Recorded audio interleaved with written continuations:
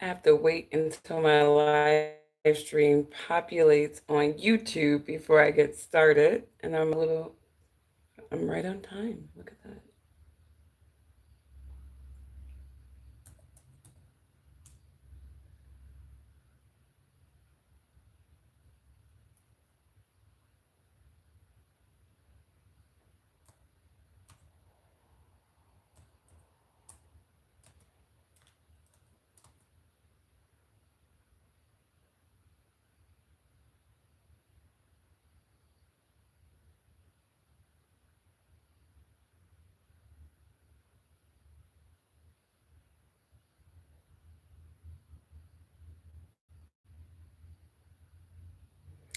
Okay. Hello, everybody. Let me see if YouTube populated my live stream yet. Let me refresh.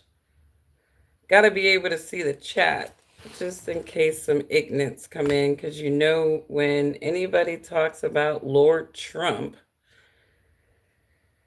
you know, they get a little weird. YouTube is so biased. This is one of the most biased creators platforms ever. Definitely, you can tell it's owned by the feds. They're probably comprised of most of your audiences and your live streams, but I will wait. They're probably inhibiting this live stream from going because I don't even see it going. So I'm pretty sure that the people, what's going on, RP? I'm sure that, I mean, I can't even see this thing going. So I can't even see your chat. I can see it on my phone, but I don't see it coming up on a computer. So this is how you know the algorithm, YouTube demons are working overtime to suppress free speech because, again, these demons want to control the narrative. They want people passionately ignorant about something, so they're going to muffle the objective voices. I cannot see my live stream. It's it started obviously on the phone, but it's not going to start on the computer. So I'm going to move on, and hopefully this thing works on the computer eventually. So what's up, everybody? Hello, Roscoe. I hope I said that. Roscoe. I got Roscoe chicken and waffles on my mind. Every time I see something like that, that RAS, I don't know. But what's going on, Rosoel? Hopefully I said that right. If not, I'm sorry. But anyways, you guys, I hope that you're having a good Monday. I hope that you're having a good Monday. Last night before I went to bed, I indulged myself in some YouTube, and I happened to catch the Charlie Kirk memorial. And I did not look at the entire thing. I just looked at, honestly, I was just curious about Trump's part. And then look at his wife's entire speech. First of all, I think that, there's so many things going on with people of faith, right? And it's hard to separate the wolves in sheep's clothing. It's very, very hard to do that these days. But I will say that the messaging, the surface level of her messaging in relation to faith is something worth listening to. The entire thing, she definitely hit on some very valuable points when it came to the marital arrangement, um, husbands' roles, wives' roles, and she was very intimate about Charlie's relationship with her as a husband, and understanding from her perspective that leadership means that you are a servant. And you think about that when men go out and they're providing for their families, that is a form of service, right? And she echoed that her husband Charlie Kirk took that service well. Now here's the thing, and I've said this before, I look at everybody as a textbook situation to somebody else. I look at all of us as just imperfect humans walking different pathways, absorbing different information that shapes who we are and how we think. Whether you're a white supremacist, black supremacist, any supremacist in between, whether you are a person who is faith driven, right? Or not faith driven. We are all human beings running on our human experience and what we know or feel like is best. I still feel like YouTube is trying to get this thing going on a computer. I can't see it. I don't even see any. I see you guys chatting right now. I see the chats, but it's not populating on the computer, so I can't tell what these cyber demons are doing. But off that, Erica Kirk made some really good and powerful points that I think that spiritually inclined people definitely need to pay attention to. Now, I do feel like there is a conflation between what these political ideologies will say is truth in the name of God and what the true truth of the Bible is. And it's unfortunate. I heard a pastor recently, because of all this political infusion of the faiths, right? He said that he could no longer consider himself a Christian. He has become so repulsed by the face fronts of Christianity and their infusion of these political rivalries and hate, that he said that he could no longer consider himself a Christian, um, and now he consider himself a follower of Christ, which is basically what Christians claim to be. I always say that I am not a Christian. I am a disciple of Christ, because not even of Christ, of Yeshua or Yahusha, um, because he came to make disciples. Okay, Yahusha, not Greek Jesus name. Jesus is a Greek name, not a Hebrew name, and Yahusha was a Hebrew. Um, but he came to make disciples. He didn't come to make a religion, right? A denomination. He came to make disciples who understood the way. And the way of truth is not man's truth or our ideas of truth or our rendition of an idea of truth. It is the truth that is outlined in God's holy word, the Bible. And that truth is a matter of fact of life. That if you do not live the way the Creator, the Most High, has instructed you to live, life doesn't go well for you. And even if it does go well for you, you are typically selling your soul out to something that is unholy. And at the end of the day, even if you get fame and fortune or whatever, you're still guilt stricken. You still have unhappiness. This is where you get these celebrities and all these people with so much damn money, more money than they could ever imagine, some of them, right? And yet they're still psychologically tormented. They're still depressed. They're still dealing with this demon and that demon, right? A lot of times these people sell their souls, to the system. So that is just to say that, a lot of times I even heard, Candace Owens talking today about Erica Kirk, and she was like, we're committed to truth, and Christ is committed to truth. Christ, God's word is not committed to the affairs of men. Okay? When we talk about truth, it's like, yeah, we should tell the truth. We should be honest, right? But the truth is not the truth that mankind is talking about. They're talking about a truth or an idea of truth.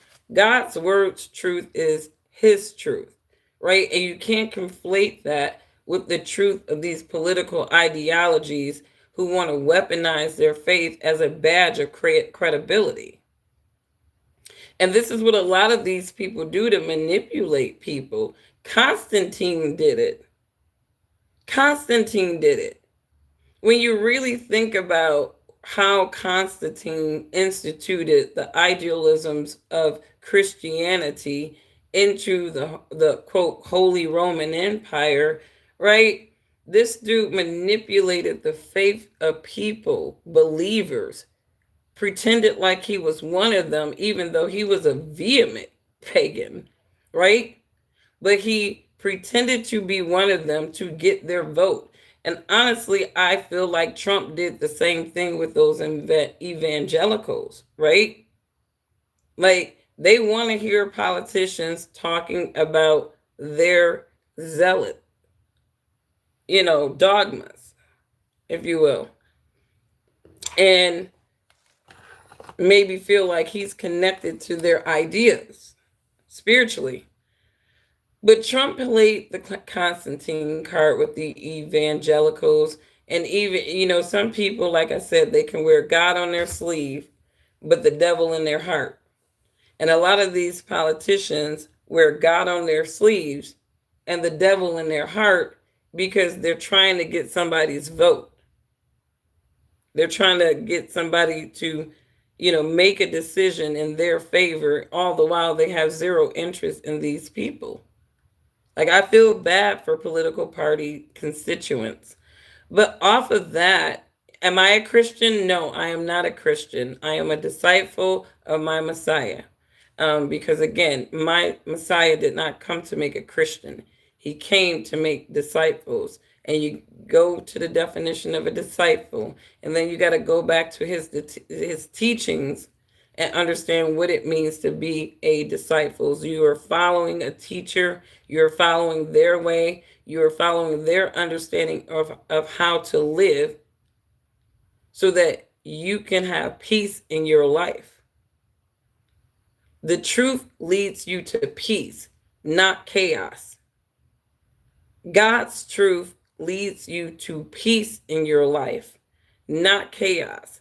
This is why you see so many of these people riddled with all these man ideologies, fusing the word of God in them, and these people are chaotic.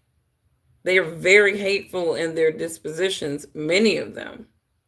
But anyways, getting off from that, I get to Trump's part, and again, listen to Erica Kirk's part because I do feel like she broke out a lot of good spiritual lessons that people should, if you're a spiritually conscious person, you are somebody on a spiritual journey. She did break out a lot of fundamental truths about spirituality that people should listen to. And I really love that she focused on Ephesians and she focused on the role of the man and the woman. I love that. So listen to her parts. And again, you didn't have to agree with these people. You can think of them as white supremacists all you want to. I look at humans as humans. There's supremacists all over the place in different areas of humanity.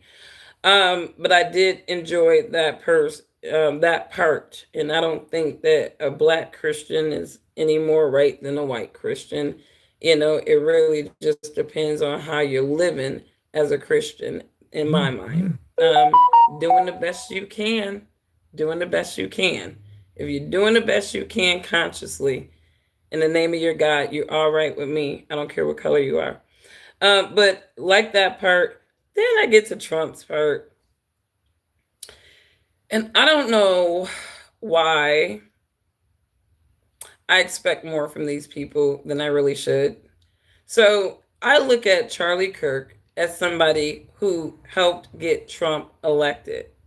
He started off on the grassroots side, and then that second term, that second run, you cannot tell me that without Turning Point USA, right, Trump would have got elected. I really have a hard time believing it. Um, and with that being said, I really, expected for Trump to give him his flowers on that. Trump did, talked about how hard he worked and stuff. But then somewhere between Trump's eulogy, in my opinion, you're getting a eulogy, you're giving you're testifying for somebody. This man started campaigning. And it was so cringe to me because he's introducing all of his cabinet people at this man's funeral, right? Reinforcing, guys, make sure you know these guys, right? Then advertising with the Health and Human Services, and then he goes into autism, and it sounded like a campaign rally versus a memorial to me. And I thought that that was so cringe. And, MAGA crowd may not be as stupid as people, feel like they are if you're on the opposing side. And some of them may not even be as super lemming for the cause as many people think that they are. Because what I do is I notice what gets a crowd juiced up, what they get excited for, right? And so that crowd really got excited for Charlie's memory. That crowd really got excited for, the whole biblical aspects of his faith. They got juiced up for that. When Trump started talking about all that political rivalry stuff like that, he got some cheers, but all them people in that stadium, it wasn't loud, right? When he started using that campaign talk, people weren't cheering, people weren't just going crazy in the crowd. I think a lot of people were just kind of looking at, what are we doing here? And I don't know who writes for Trump, or if people really just let Trump freestyle, if Trump has one of those earpieces that Kamala had in her ear. But that was just so inappropriate to me. It was just very, very inappropriate when he gets into the health and human services part, and then he's talking about the autism. And yet autism is horrible, and there's a time and place to talk about autism and what you guys are doing to fight autism. And I really don't feel like Charlie Kirk's memorial was that place.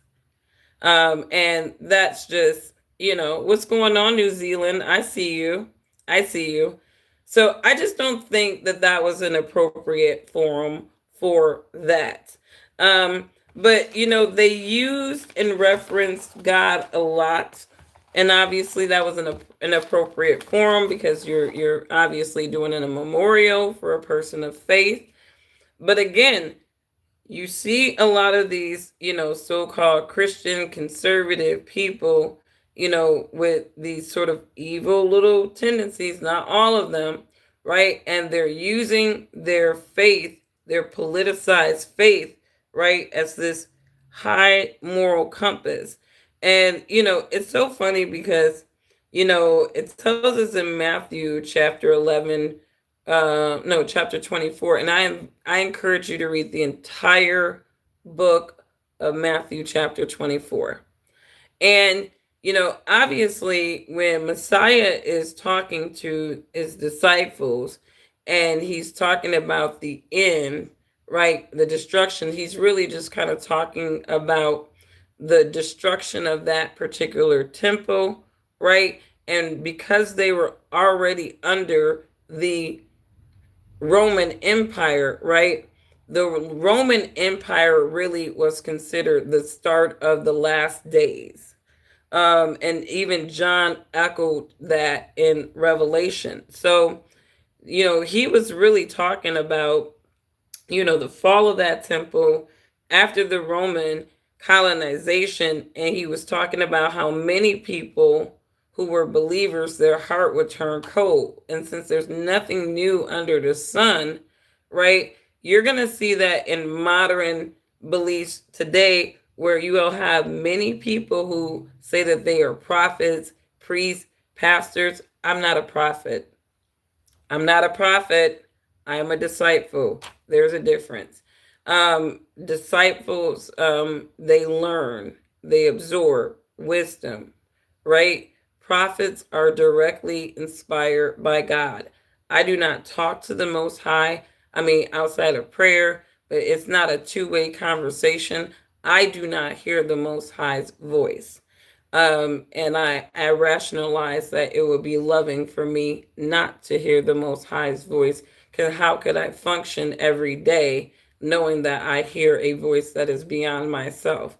So prayer and peace of what is being asked is what has always worked in my life. I don't need to talk to the spiritual realm. I don't need to talk to the Father and hear his voice, because I hear his voice in just how things pan out, how I rationalize. A lot of times your conscience is God talking to you, right? Even though I don't hear God's voice in my conscience, I hear his voice in my conscience, if that makes sense. because as I'm rationalizing thoughts, there's always that other thought that's coming in, not in a form of a voice, but in a form of a thought. And a lot of times that is the Most High talking to us. And when we ignore those intuitions, those feelings, I shouldn't go over here, but it looks very fun. And then we do it, and some screwed up stuff happens. A lot of times, God was trying to protect you, and you ignored Him. So never, ignore your gut, or your reluctancies on something, because just remember, if God gives you something, you're not going to feel reluctant. You're going to be for sure that it is for you. So just keep that in mind too. What's going on, Ghetto Planet? I see you. Inappropriate comments. That's right. Set the tone. But anyways, let me know what you guys thought about Trump's conversation, his eulogy at Charlie Kirk's funeral. I just thought some parts of it was very, not timely, very inappropriate, seemed very campaigny, and it just didn't. And then it also seemed as though he was pushing that narrative of, right versus left. And again, we don't need that right now. I think the hotter we get these new generations and these political mindsets and fervor, the more we're going to start, continue to see these just irrational things happen. And so I don't know. I'm not with the politicians doing that slick talking, encouraging political ideological division anymore, because people are truly dying, and they don't care that people are dying. They'll just say, "Oh, I'm sorry, he was a good guy. That was a good person," and then they're kind of on their way. They're moving on. So just keep that in mind. Tucker Carlson said something very important. What did Tucker say? Tucker, it seems like on the conservative movement side, you have this growing middle moderate position growing on that side, right? First, we were kind of exposed to this far right, if you will, ideology. And now you see, like I said, people who are in their 35, 40s, right? They're kind of questioning, and obviously younger than that. And sorry, you guys, I got plant necks. I just treated my soil with some peroxide and water, and somebody said that is supposed to help with plant nets. That's kind of the folly of having indoor plants, is obviously, and it's overwatering too. I realized that somebody told me that plant nets come from overwatering your plants. So I learned that too, that I'm a plant mom. I'm learning the plant mom life. So yeah, so I just treated all of my soil today with hydrogen peroxide and water, and that's supposed to kill the larvae. And I got these little things that is pretty working for the adults. So hopefully I can get rid of this issue, because they've been a mess. But anyways, off that, couple of more topics that I wanted to talk about. Candace Owens, right? She was getting hounded by the press whether or not she was going to go to Charlie Kirk's funeral or memorial. And I was curious if Candace was going to go to Charlie Kirk's funeral or memorial or not, because she's been on the mic going real hard for Charlie. Some will argue even harder than Charlie's wife. On so many, you would think that did they have sex or something? Did they have a little fling and they just decided to be friends, and she never got over it? I don't know. But this girl is going harder for this man than his own wife, it seems. Um, but it seems as though Candace Owens did not go to the funeral. I don't know if she was not invited, but it does seem like Candace Owens did not plan to go to the funeral because she was fearful for her life. So what are you saying, Candace? Nope, actually, while I'm attacking the feds, maybe not going to a public event, which the feds are organizing, is probably a very good idea. I'm good. You know what I'm gonna do? I'm gonna listen to Power on my headphones and go see Ye. How's that for a memorial for Charlie Kirk? That feels like the right thing for me to do right now. So, you know, obviously, Candace Owens is smart. She's smart. That makes perfect sense that you wouldn't go to Charlie's memorial, right? Because since Charlie died, you've been going in on some very powerful people. Now, here's the thing, Candace Owens, right, probably would have been able to go to Charlie's funeral had she not immediately started capitalizing on the man's death by going on Nancy Drew deep dive super soup into the man's life before he was even buried. Not saying that what she was doing was wrong, but it's like you didn't even let him get buried before you started all this extra investigation, conspiracy theorists. And a lot of people are saying that you have a lot of people who are capitalizing on Charlie Kirk's death. Arguably, Candace Owens is definitely getting more viewership on her podcast right now because people are obviously tuned in to her investigations. But I still question the time, place, and manner of it all. Now you can't go to your best friend's funerals because you've been talking so much shit and pointing fingers at people that you're scared for your damn life. And Candace has been talking shit about. I don't think that Candace need to be just worried about the feds, right? She probably need to be worried about France, somebody hiring somebody in America to knock her off. She goes after a lot of people, and you know I saw this liberal content creator, right? And I almost feel like the liberals are setting their people up to have the same sentiments about a Candace Owen possibly getting now, I hate to say it, Charlie Kirk, right? Because now they got their people, and I'm looking at some of the patterns of their content creators, you know, this is how it's starting off. It's a theme here. This is how it starts off. Yeah, I got a comment, and it said, pray for Candace, right? Because Candace is in danger. Her life is in danger because all of this stuff. And what are these liberal black commentators that are paid, obviously? What are they saying? They're saying F Candace Owens, right? Fuck her, right? If she gets Charlie Kirk, ain't got shit to do with me. If this happens to Candy, ain't got. So Candace Owens has a harsh reality post Charlie Kirk, and I think a lot of people who are grifters have this harsh reality. And again, I don't think anybody deserves political, social, political violence, right? But there's a consequence to everything that we do, right? And it's not about what you do, it's how you say it and the manner that you consistently say it. When you sound like you're trying to be antagonizing, when you sound like you're trying to be a bully, when you talk about, I care about truth, I care about truth, but the truth that you care about is the truth in Satan's world, right? You got to think about stuff like that. Candace Owens is not doing God's work, she's doing her work, using God as this sort of protective hedge when really she should be out there ministering to people. She should be tying all of this stuff into the word of God that she's constantly and vehemently studying, like she's studying all these affairs of men. But she's not doing that.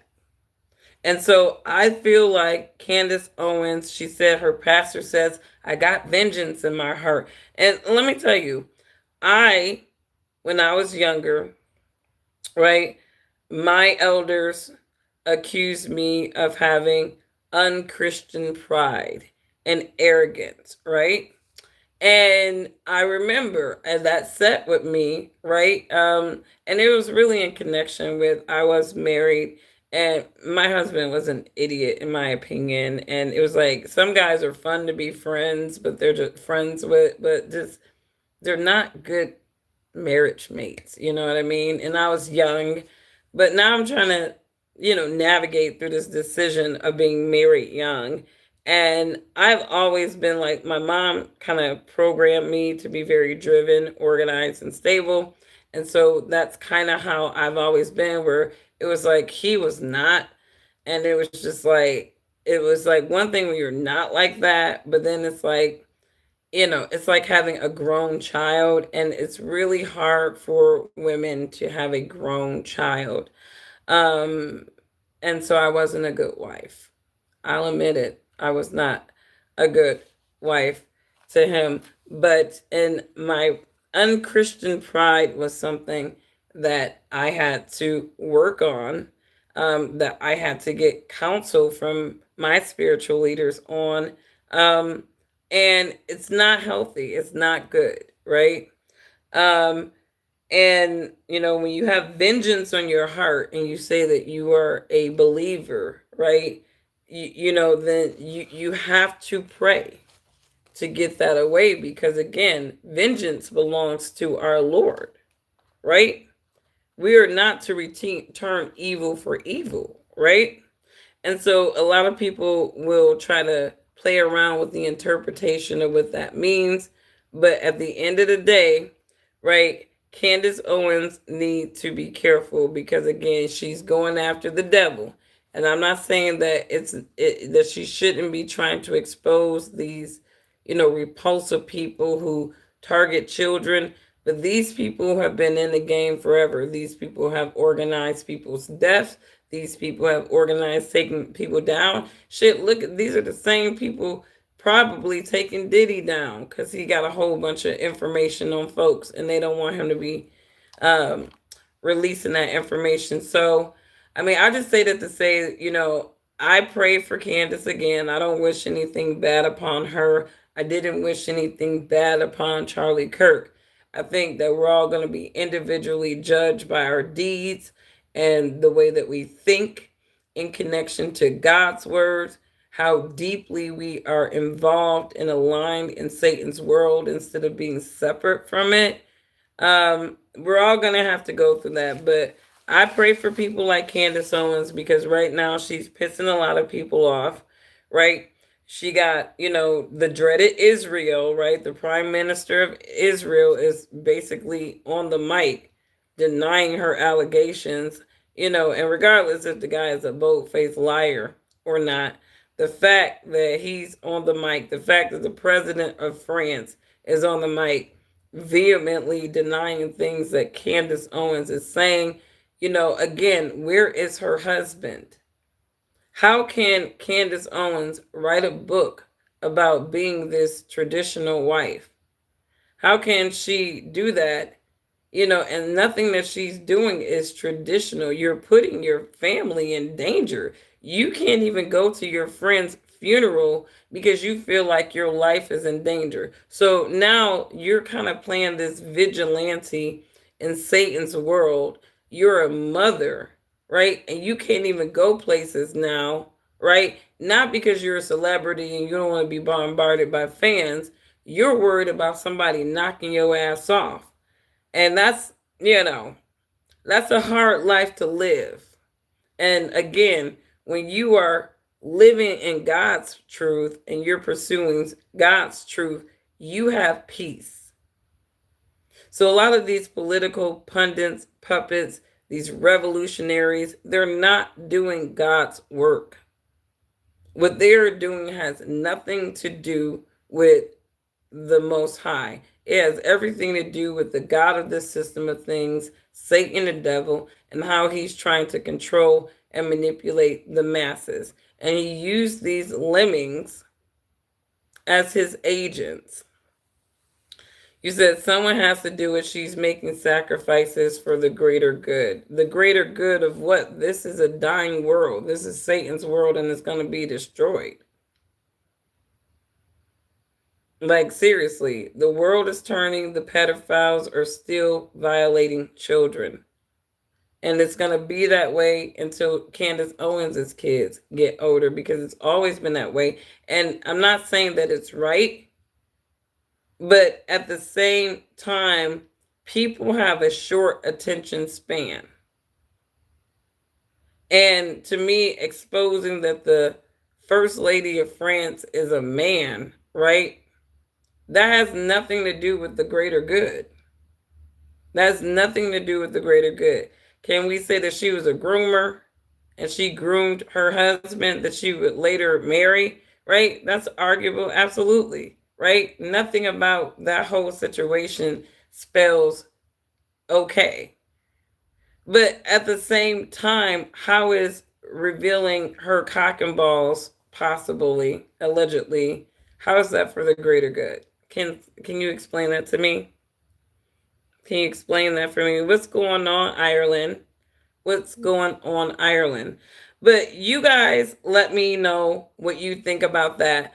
Moving on, Cardi B. Now, for you, those of you who don't follow music, right, you probably want to check out of this. But Cardi B, right, she's getting some backlash right now because obviously she's in the process of divorcing her husband. She has a boyfriend. She has a 1 year old with her husband. She's pregnant with her boyfriend's baby. And you know, again, Cardi B is this face for newer generation women, right? She's the psyop, the MK Ultra, face front for them, so that they can buy into a cycle of bad behaviors that people like her will label as acceptable, right?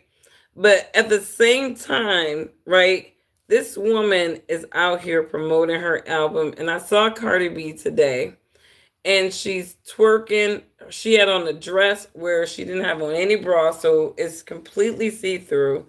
So you see her nipples. You see her. She bends over. She twerks. You see her behind. You see just disgraceful.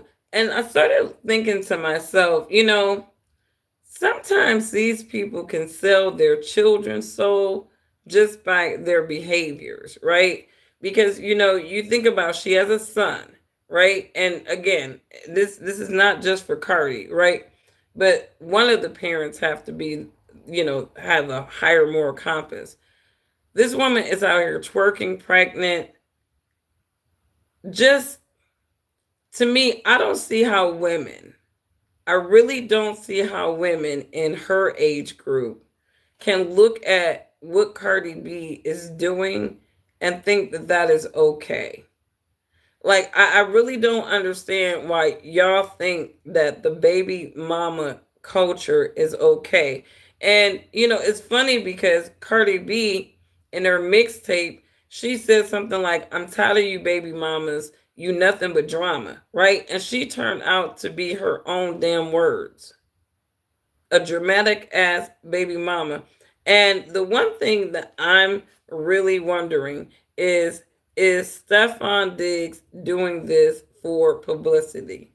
Like, how much is this man being paid to pretend like he is with her, that he likes her, so that she can promote her album and get album sales? I don't feel like this relationship is real. I don't think that he likes her or even cares about her as much as she's trying to lead on.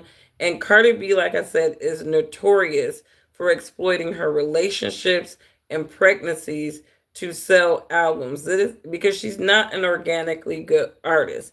I listened to Am I the Drama, right? And I was expecting that whoever worked with Cardi B, that she got some really good coaches and that she was really going to execute some really good hip hop. And I'm not saying this to be mean, but I hate listening to her rap sometimes, because she just sounds so illiterate and she sounds so delusional. When you listen to the lyrics of this album, it is delusional at best.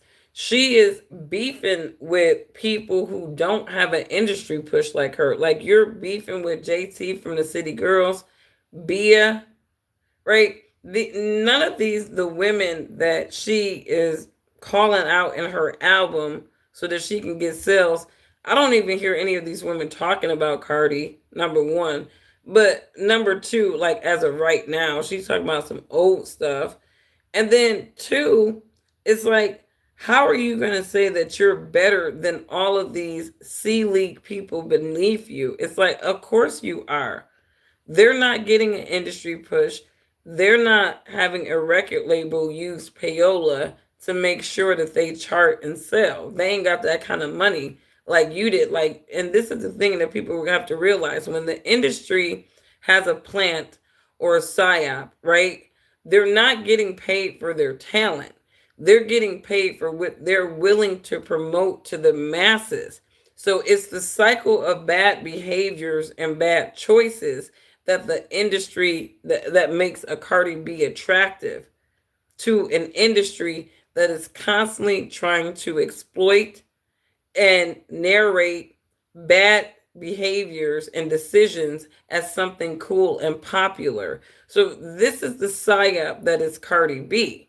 And these young girls are eating it up like popcorn, right? They think that this is really okay and normal because Cardi B said so, right? Baby mama, women acting like men, right? They got the baddies culture. These women are fighting loose screws. They think that that is okay. That's what make you a bad bitch and all that stuff like that.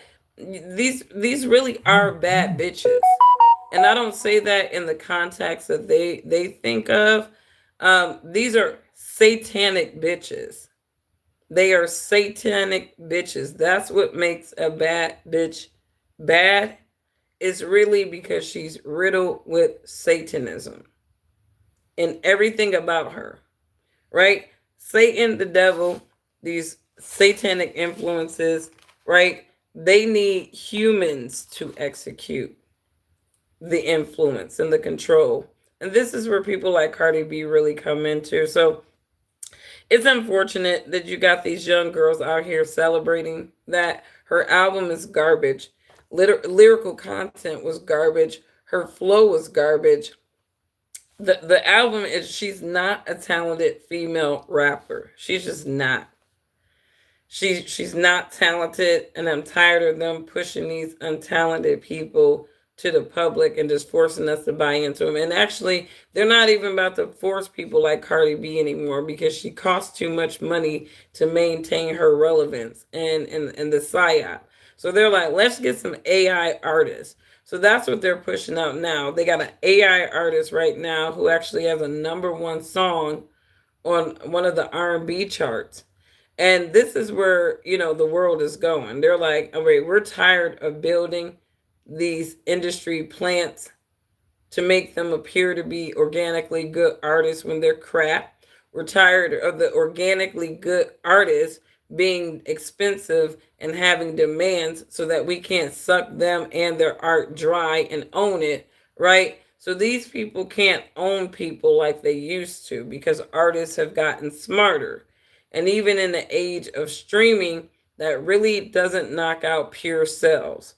For an artist, pure sales is still king. And these labels are realizing that a lot of these artists that they have invested a lot of money into making people believe are relevant and are talented, right? Really, they're not. Because when you look at their sales, they are actually a liability to these labels versus an asset. So let me know what you guys think. I think that this live stream is being stopped like crazy because I can't, it never pulled up on my computer like ever. It's just literally just stuck. Let me refresh it and see if it pops up. If my video pops up. Nope. So it is just stuck. It won't start. Um so YouTube is on that mess. But obviously, you got the government right now. The government is on they slick shit. And this is where you got to watch out for these conservatives, right? Because they will talk about the liberals instituting speech laws and speech limits all damn day. But these people do the same damn thing. And you know how the conservatives, they like damn near crashed the Bud Light stock because they put Dylan Mulvaney, the Mary Poppins trans guy on there or whatever, and tried to face front Dylan for Bud Light. Well, apparently the liberals feel the same way about their Disney as they do as the conservatives feel about Bud Light. So apparently, the fallout from the Jimmy Kimmel suspension is that Disney is hurting. People are canceling their subscriptions left and right because they feel like America's freedom of speech is under attack. And the only way that they can fight the machine is to fight the machine's profitability. And so they feel like Disney, and this is what I've been saying this since 2020. These companies, back in the day, companies were politically neutral. When I grew up, there's a couple of things in corporate America that you didn't talk about. You didn't talk about religion. You didn't talk about politics because those were highly inflammatory topics, areas of discussions, and people just wanted to keep the peace. Fast forward, we live in this age where people wear their political positions on their sleeves. And for some reason, somebody told companies to do the same damn thing. Now, the hard thing about wearing politics and social ideologies on your sleeve when you're a company is that you are contending with a customer base that may or may not resonate with your social and political views. They may just like your products, right, and your services. But when you start making political positions, making political social decisions, you seem like you're bowing down to some authoritarian regime, right? People look at that as a threat and they will start buying out of your company. So this is what Disney is doing. We saw a lot of companies take a hit because they're making social and political positions. Look at this shit. It's saying my chat is YouTube is on some shit. I really do feel like they're stopping my live stream right now. This is the most dysfunctional live stream I've had on YouTube. It's not even popping up on my computer. So I know that this live stream has been limited. I checked my subscriptions for live streams. Apparently, Jimmy will be back on Tuesday. Okay. So because Disney not stupid. They're not stupid. They're not stupid. That was a huge hit. They're like, oh, we got to get our customers back. It was so many people canceling their subscriptions across. I mean, not just Disney, Paramount too. Like they were just canceling subscriptions across the board that their servers got locked up because people were canceling so much. So, Disney just lost a lawsuit to a female actress because she moderately expressed a political view and they fired her mid contract for it. And that's the thing, again, they want these companies to play the thought police. They want these companies to play the thought police. And it's in the form of their company policies on social media, online presence. And at the end of the day, nobody, like, I get that companies, they have, like I said, a lot of companies have reputational risk adversity, right? And we got to respect that. If we're going to be online, just, speaking our opinions, we want to be able to say it in a way that's not inflammatory, right? And it's not inciting people to hateful, vengeful ideas, right? If you're just expressing your opinion about something as mildly as, Jimmy Kimmel, what he said was nothing. Like they really made what he said into something way bigger than what it actually was. And then when you listen to his actual statements, you're sitting up there like, what? And then MAGA people are the main ones talking about you're sensitive, you're playing victim, you're this, you're that. But you people are out here getting people fired and you didn't even listen to everything that they said. Because if you listen to everything that Jimmy Kimmel said, no way could you have walked away thinking that he was celebrating Charlie Kirk's assassination. And yet you got this man suspended, got him fired, right? Because your ass couldn't listen, comprehend. You know what I mean? Some of these people, they got the devil in their heart, like I said, but God on their sleeves. They don't even make any sense. They just doing shit. You just reacting. And this is why I say these conservatives, watch how some of these people are double talking demons. They're double talking demons. It was the muscular lady from the Mandalorian. She was a good actress and played a good role in her show. Hey, look, people are not playing with these companies anymore, and they're not even really playing with the government. We really like when you're talking about fascism. This country is a fascist nation. It's corporatist, right? You got the government in bed with corporations, corporations in bed with government. These governments are treating these corporations like side chicks. You want some welfare? You better institute X, Y, and Z. You better demonstrate that you're firing people for their ideas and their views. This is the Orwellian reality that the conservatives fought against in 2020 with the liberals, and yet they're doing the same damn thing. Same damn thing. So there is no side to be on. You said wishing pregnancy on you. Well, I'm not sure if that is a curse or anything. I don't want you wishing anything on me unless it's well wishes and something that I wish for. I've already had children. I've had three of them. So I've made my contribution to the world. I nursed my children for almost 5 years. So I'm pretty good. I wish pregnancy upon you if you qualify to be a parent. You know, if that's what we're doing, right? I wish pregnancy upon anybody who wants to have a child and who can take care of a child.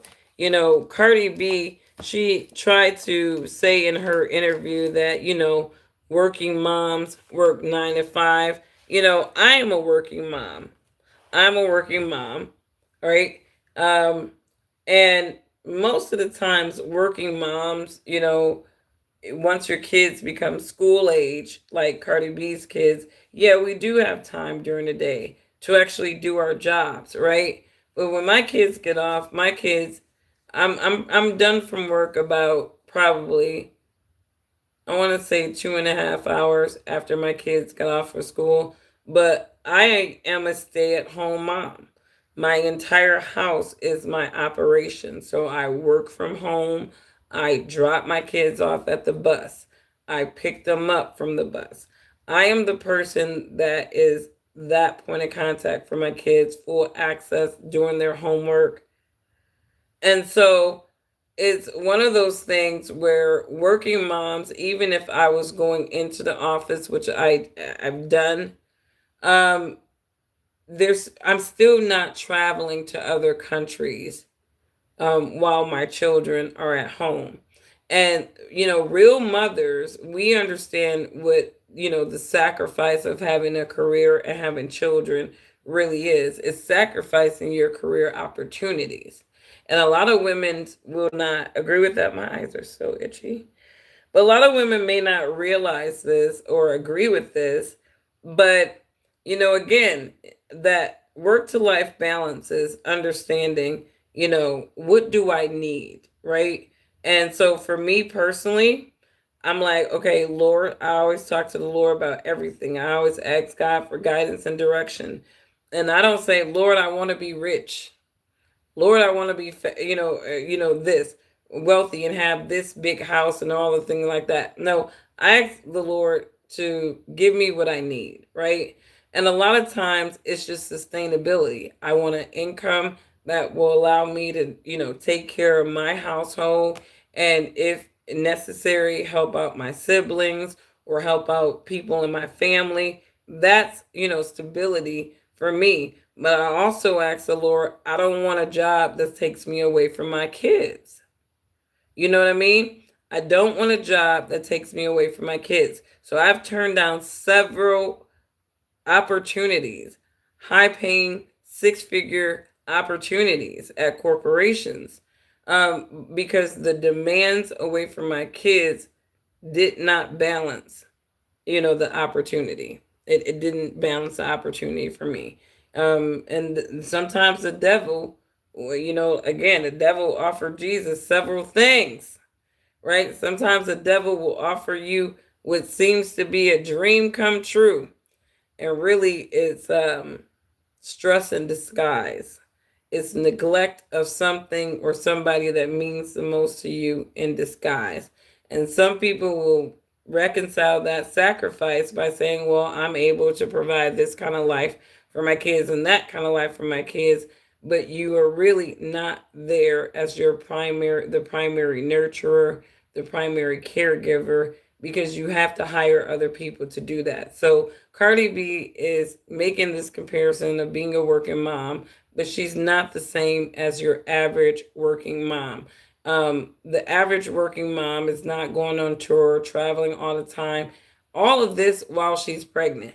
Now, I mean, I don't have a lot of positive things to say about Cardi B, but I gotta give the devil or the demon in her credit for giving her that much strength to sit around carrying a baby, well advanced in pregnancy, and you still out there doing this and that to try to prove that you're a talented female rapper and you're not. That's the crazy thing about it. Crazy. But they're paying her to be a psyop, so she's making good money. Trading and selling souls. Basically, Stefan Diggs have made a huge mistake. The thing is, Stefan Diggs, right? I'm looking at him like this. If you gonna have another baby mama on your roster, why not a Cardi B?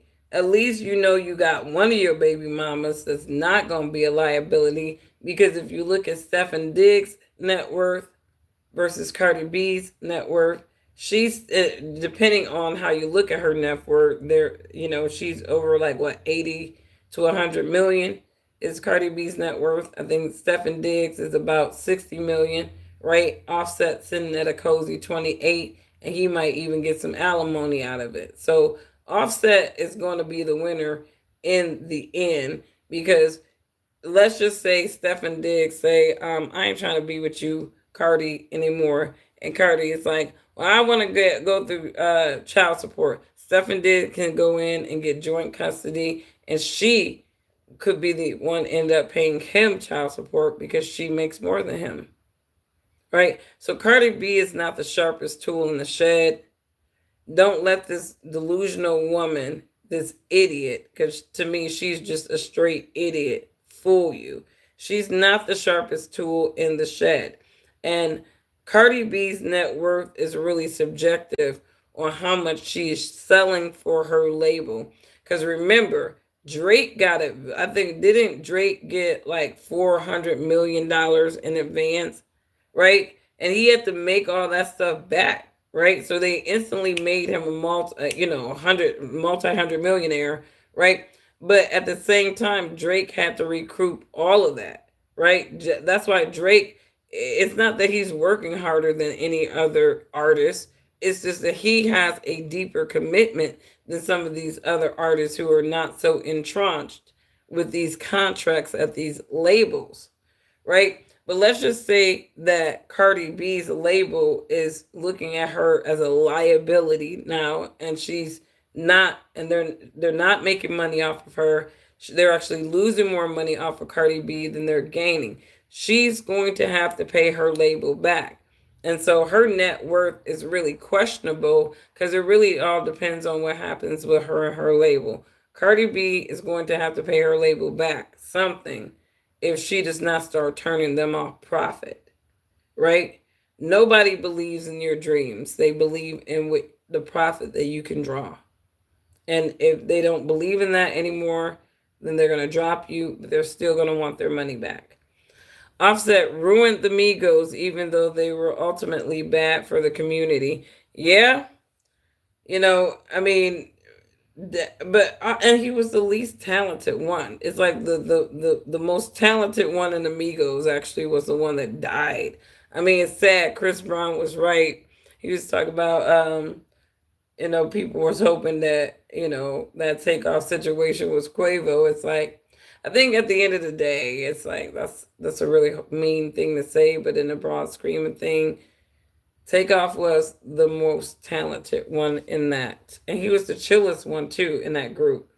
Speaking of Chris Brown, if you guys missed it earlier, I was talking about, the colorism accusations that Chris Brown has been recently charged with, in lieu of his Breezy Bowl.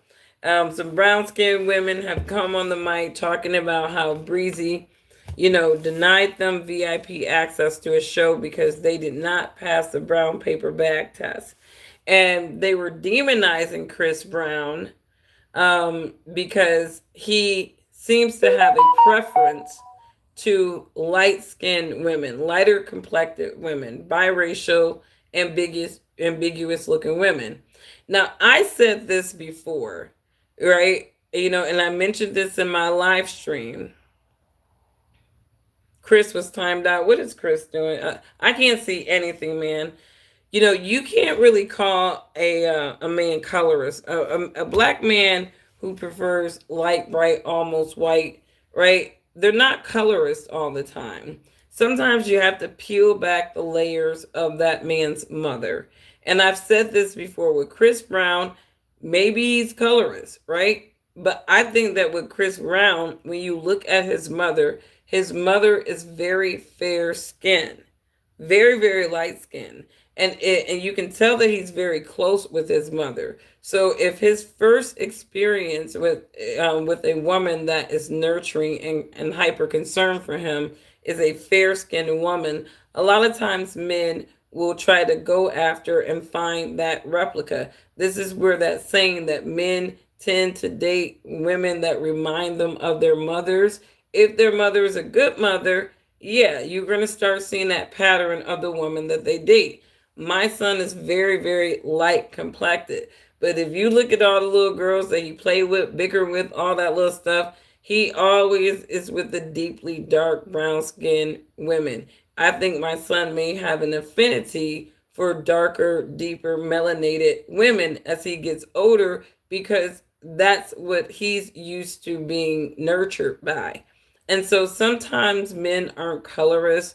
Sometimes they're just used to it's a psychology that maybe other people can't really fathom, but sometimes they truly are running on an affinity for an image of their mother.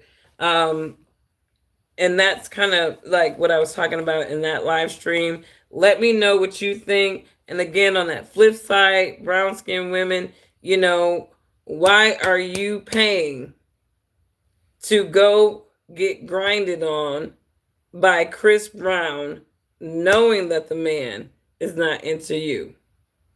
Like, why are you even trying to be, as what the sprinkle chicks say, a pick Misha, when it comes to a man that doesn't have a track record of being interested in you? So that's some pick Misha behavior, and you're a victim of your own decision if you're a brown skinned woman crying about Chris Brown and his colorism. Okay, I like Chris Brown's music, right?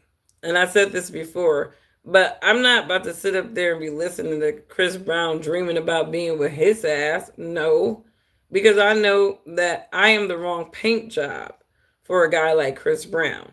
Okay? So, I mean, this is just reality for women in general. No matter how pretty you may think that you are, some guys are running on preference. And it's not even about, because I hate it when I hear black women, get offended when white men say that they don't date black women. Like, what the fuck are you offended by, right? If they don't date black women, they don't date black women. That is their preference. Why are you even worried about that? You know what I mean? It's not racist that he don't date black women, right? His mama is a whole white woman, and he may want to date something that's familiar to his comforts. Same thing with black men. I know black men, they don't date anything but dark, black, deeply melanated women. And we love you, brothers, for that. Y'all make us feel beautiful because in a world of colorists within our own community and beyond, them other folks, right? They try to make us feel inferior. And, I do love my brothers who appreciate the deeply melanated sisters. We feel beautiful. Thank you for making us feel beautiful. Anyways, you guys, have a wonderful, wonderful Monday. I don't know if YouTube stopped my live stream. I think they are probably monitoring things that have Donald Trump or even Charlie Kirk in the title right now because there's so much conversation going on. I mean, you even got some hate speech laws coming out of the pipe, or even the conflation.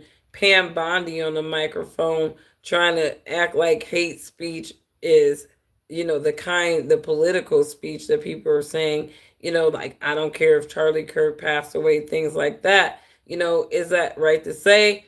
No. Is it their constitutional right to say it? Yes. Is it hate speech? No.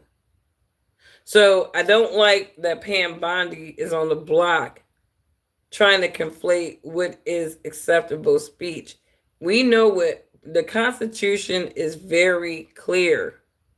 The Constitution is very clear about what speech is not protected. And I said this last week in a video. Hate speech is protected speech. You just cannot be out here on the block inciting violence. You can't be out on the block, inciting, inappropriate speech like, pornography or child focused pornography. That is not protected speech. But saying that you hate somebody, that you're glad that they're gone, is ignorant. I don't encourage people to just run around saying shit like that, which obviously some people who lost their jobs recently, they were, right?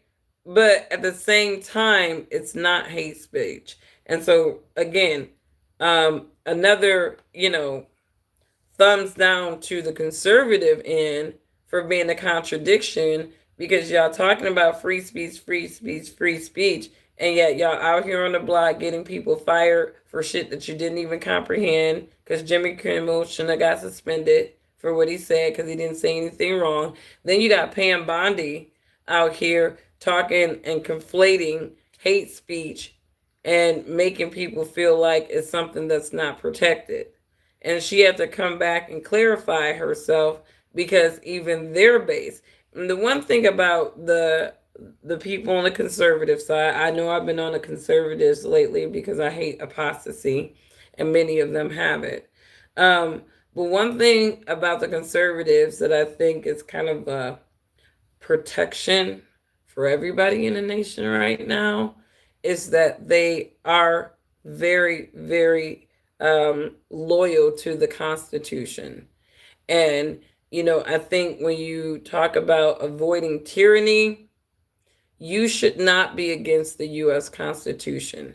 I think that every single American in this age right now, and I'm pretty sure the feds are just stopping this conversation right now, but every single American should be a constitutionalist. In a world where we are being, consumed by these global conglomerates who are trying to limit our very existence, what we own, how we function, right? Manipulating folks. Everybody should be a constitutionalist. Also, check out the Phil Scott's channel. He's talking about these Caucasian farmers and how Trump's tariffs is just hurting.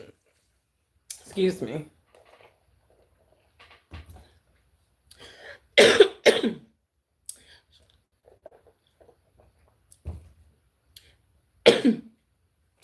Excuse me.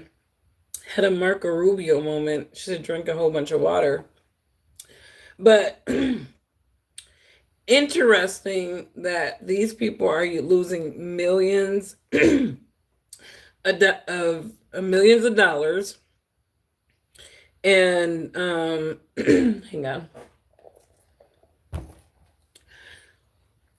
And as I'm listening to this story, one of the things that really kind of just blew my mind is that when you look at some of these farmers and they're complaining about the tariffs and how the millions of dollars that they're losing, especially in the soy area, the soybean area, right? Because China has moved a lot of business to Brazil.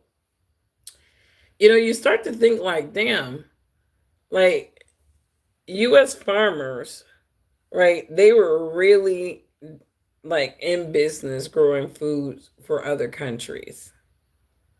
And so when you talk about NAFTA, and some of these trade deals and some of the things that has really changed the scope of the United States workforce, one thing that really is interesting to me is how usually it's on the conservative side that we're saying, that we're hearing, buy American, bring back American jobs, bring back American jobs, just American, America, America, pro America.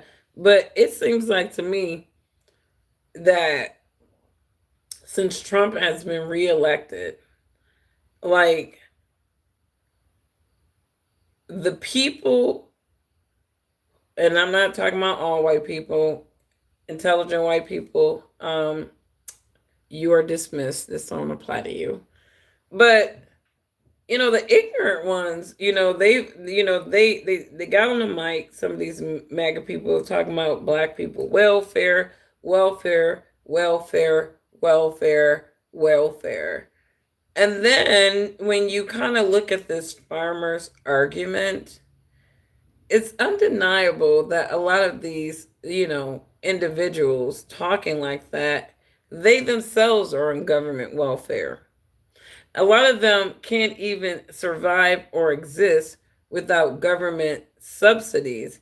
And now, with Trump's tariffs on the table, right? Now we're really seeing the real welfare cases in this nation. So many revelations about social arguments and realities. But yeah, we pray that everybody gets the welfare they deserve, whether they're black or white. It's pushing farmers on either side of the political spectrum towards unification. Slowly but surely, the people will see who is against them. Absolutely, my friend. I already said there's no side to be on. All of these people are Satanists that are manipulating people with social and political ideologies, right? While they're screwing all of us over indiscriminately. Americans should learn American problems ain't world problems. That is true. That is true. And the thing is, the way that we like try to be buddy buddy with the world is like, it's funny because I don't think half of the countries that we just been out here manipulating, I don't think that if they don't have an interest to have our back, then they will not have our back. And I feel like we have had a track record of screwing over, people on a global stage. Like, I personally believe that some of these people that claim that they're friends to America, if we were crashing and burning, they would just sit there and watch us do it. Like, and then afterwards they will say, oh, we were friends. America, we were all friends, you know. But anyways, you guys, let me get off because I'm getting tired. You can tell by how droopy my eyes are and they're feeling kind of weight. But shout out to Ghetto Planet. That's why Bricks is gaining popularity. Yeah, I think Bricks is gaining popularity too because those Eastern nations are just tired of us sanctioning them, right? When you are the world reserve currency and you weaponize that power against other nations to hurt them economically because they're not playing ball with whatever you want them to do, right? Over time, other nations learn how to hedge against those things. And so this is where you see a lot of de-dollarizing happening. BRICS comes in because they're trying to build a tradable currency that is backed by something tangible like natural resources. I think, for a long time now, decades now, other nations from afar have been looking at the United States like, first it was like, wow, These guys are very wealthy. Look at them. Wow, they're rich. They're powerful.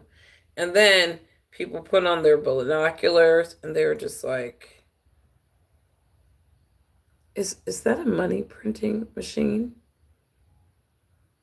Yeah, they call it the Federal Reserve, right? It's a private bank that owns all of their monetary policies. Oh, didn't they go off the gold standard like in the 70s? Like, didn't that happen? Yeah. And they're printing money? Hmm. Pray tell, I wonder what that money is backed by.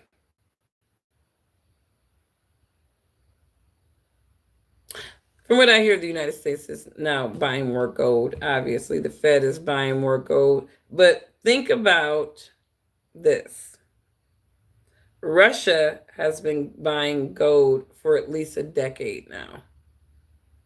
Again, they have been planning and hedging their currency against the United States for decades. All you got to do is show people how you play consistently, and they'll start to understand your tactics to beat you.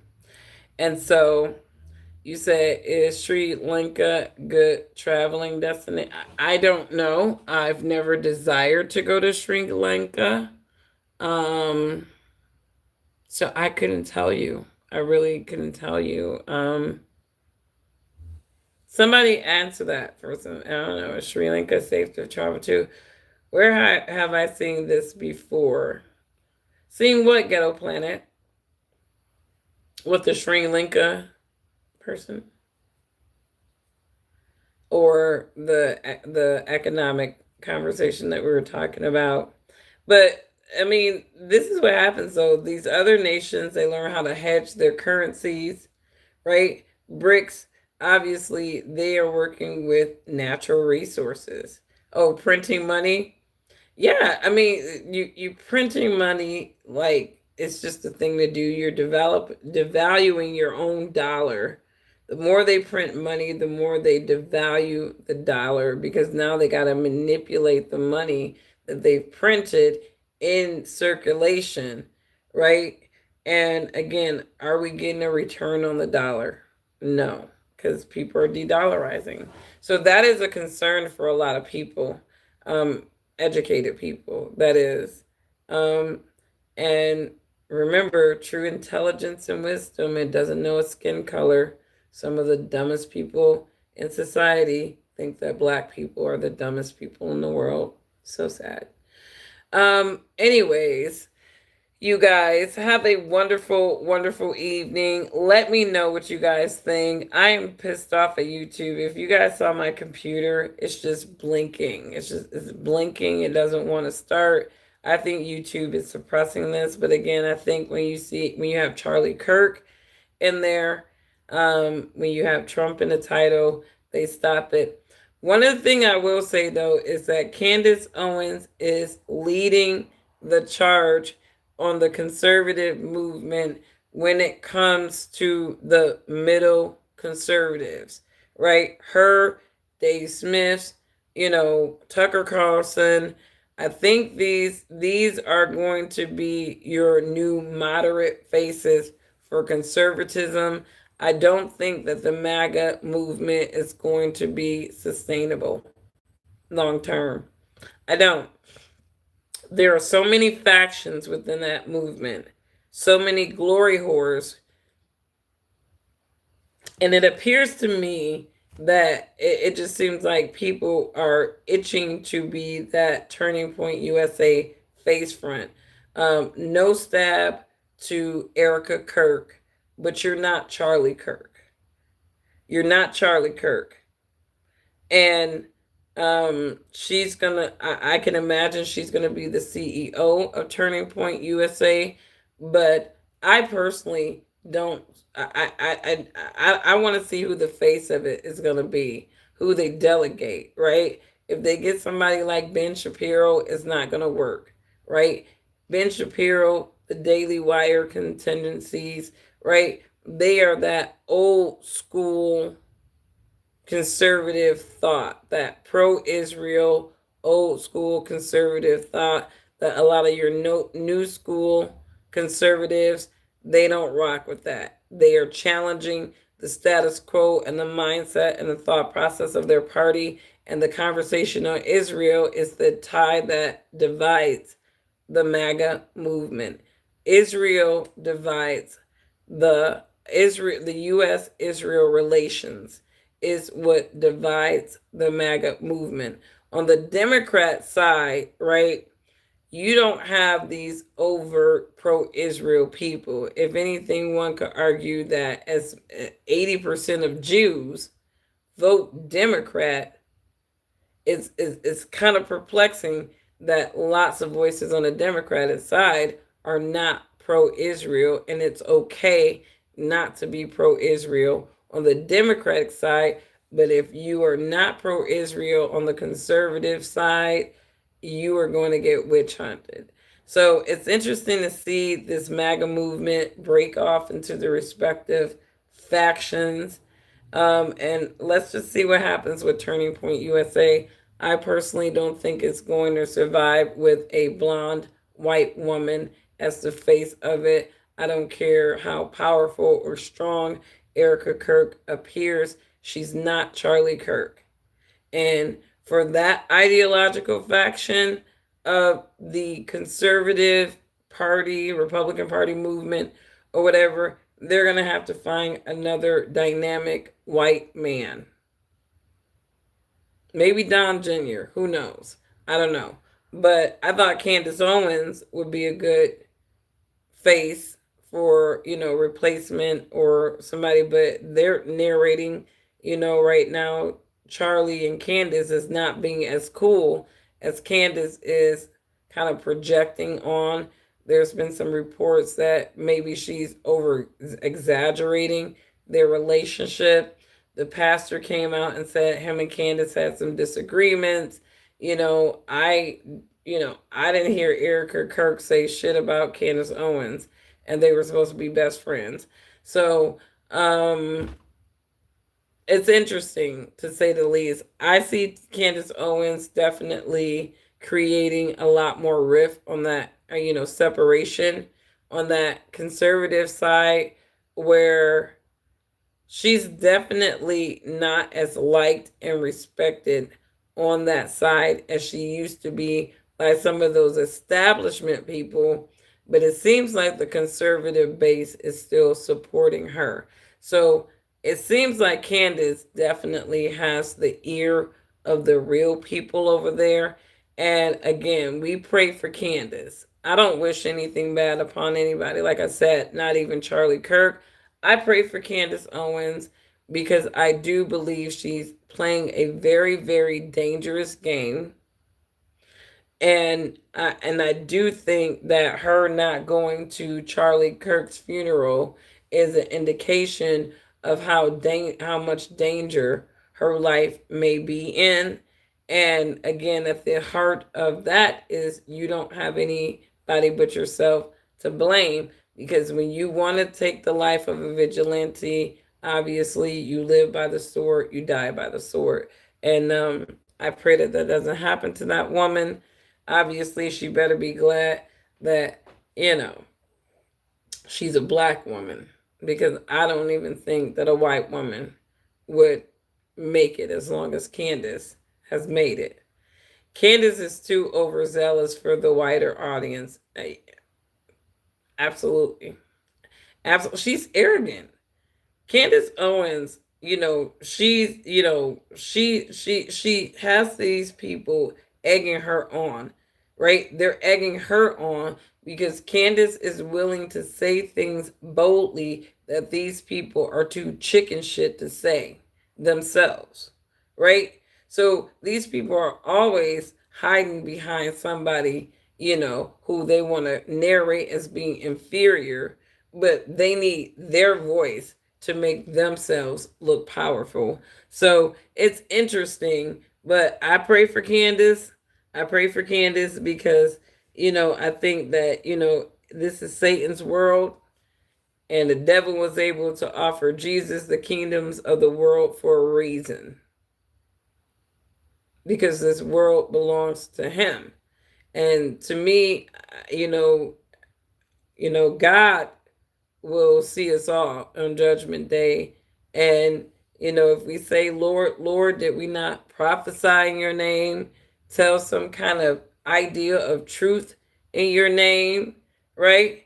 Did we not be a conservative in your name? Did we not be a Democrat in your name? Did we not fight for a nation state? Did we not fight for our country? And the Lord is going to say, I never knew you. Get away from me, you workers of lawlessness. That's what the Lord gonna say to a lot of people. A lot of people gonna hear that on Judgment Day, and I'm just praying I'm not gonna be one of them. Because again, you know, calling consciousness to these affairs of men, that's what I'm doing. Calling out the psychology, the behaviors of the men of these people on the earth, and how it's nothing new under the sun. That's what I'm doing. Fighting for a nation, Satan's nation, using the word of God, so that I can, exploit all kinds of, interests and conspiracies so that I can make money and get viewership.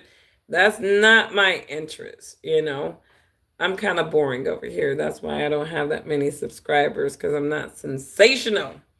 And Candace is being sensational right now.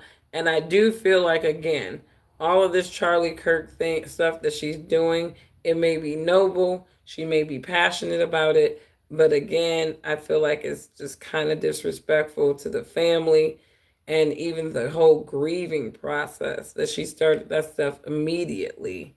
And again, she couldn't even go to her own friend's funeral because she was afraid. So, anyways, you guys, have a wonderful rest of your day or evening. Love your neighbor as yourself. If you would not disrespect or abuse yourself, do not disrespect or abuse your neighbor. And thank you to those of you who tuned into this live stream. I don't know if they're blocking my channel or what, but whatever. I'm going to just leave these devils in God's hands and pray for God's kingdom to come and just set it all on fire, anyways. So, have a good day, guys. Bye.